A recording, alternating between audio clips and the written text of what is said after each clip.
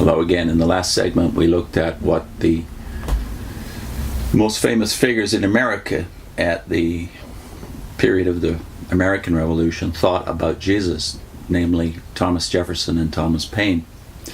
We'll touch on Ben Franklin today, also of that same period. But before that, I wanted to discuss the most famous names in France. In the philosophy of France during the Age of Reason, there's no more celebrated names than Voltaire and Jean-Jacques Rousseau. Voltaire, his real name was François-Marie Arouet, commonly known as Voltaire to the books of quotations and to non-French history. In his treatise on toleration, Voltaire said this of Jesus: Christ died the victim of envy. If we may compare things sacred with things profane, and God with man, his death greatly resembled that of Socrates. The Greek philosopher perished by the hatred of sophists, the priests and the leaders of the people. The Christian legislator perished under the hatred of the scribes, Pharisees, and priests. Socrates might have avoided death, but would not. Jesus Christ offered himself voluntarily.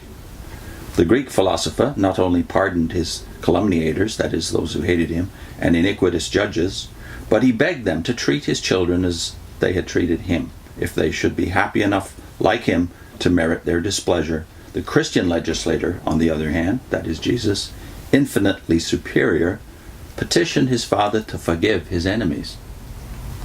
If Jesus Christ seemed to fear death, if the anguish he felt was so great as to draw from him sweat mingled with blood, which is a very uncommon and violent symptom, it was because he condescended to all the weakness of humanity which he had taken on him. His body trembled, but his soul was immovable.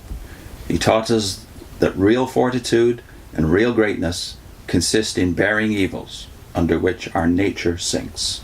It must be courage in the extreme to seek death even while we fear it. Those are the thoughts of Voltaire about Jesus, even comparing him favorably with Socrates, the highest name of Greek philosophy. Jean-Jacques Rousseau,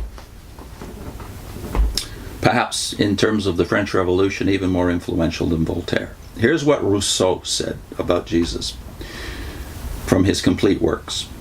I will confess to you that the majesty of the Scriptures strikes me with admiration as the purity of the gospel has its influence on my heart. Peruse the works of our philosophers with all their pomp of diction. How mean, how contemptible are they compared with the Scriptures. Is it possible that the sacred personage whose history they contain should be himself a mere man?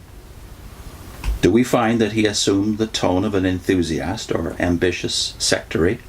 What sweetness, what purity in his manner, what an affecting grace in his instructions, what sublimity in his maxims, what profound wisdom in his discourses, what presence of mind, what subtlety, what fitness in his replies. How great the command over his passions. Where is the man, where the philosopher, who could so live and so die without weakness and without ostentation?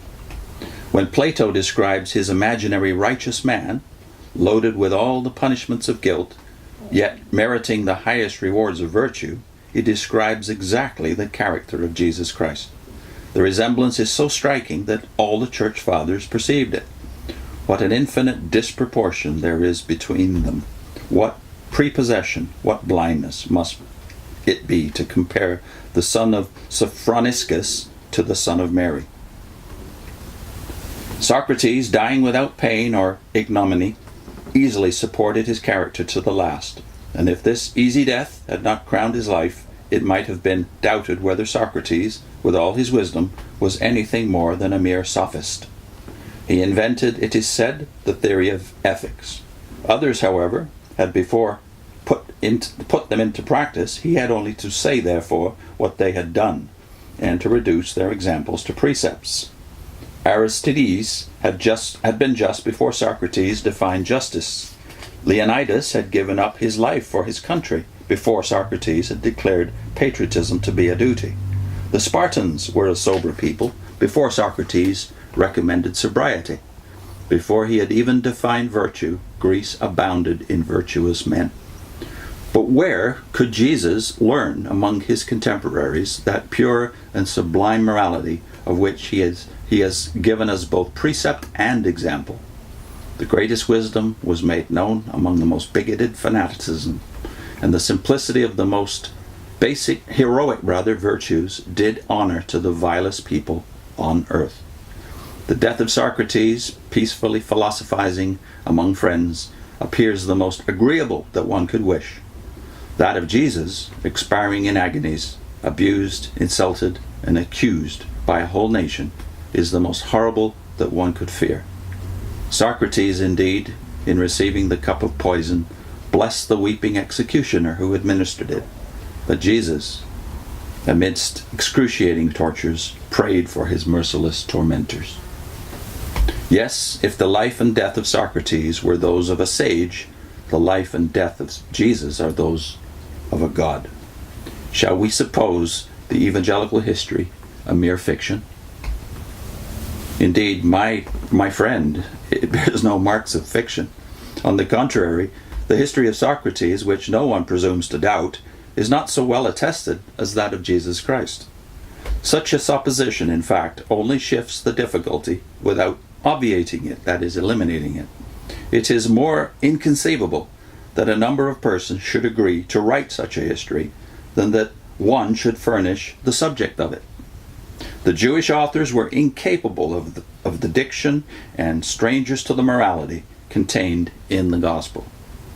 The marks of its truth are so striking and inimitable that the inventor would be a more astonishing character than the hero. So Rousseau's conclusion is it would take more genius to create Jesus than to be Jesus. It's a very practical way of looking at the problem. If you try to say Jesus is an invention of the church, does not the inventor have to be greater than his invention? So I wanted to close with a thought of Benjamin Franklin. Some of you will know he is the supreme rationalist among the founding fathers of America. But about Jesus, he said something simple and memorable. This is what Benjamin Franklin wrote about Jesus. And Franklin, of course, knew the French philosophers, so you won't be too surprised to find his position is similar to theirs. He said this about Christ: I think his system of morals and religion, as he left them to us, the best the world ever saw or is like to see. All this from James Herman Whitmore's Testimony of 19 Centuries to Jesus of Nazareth.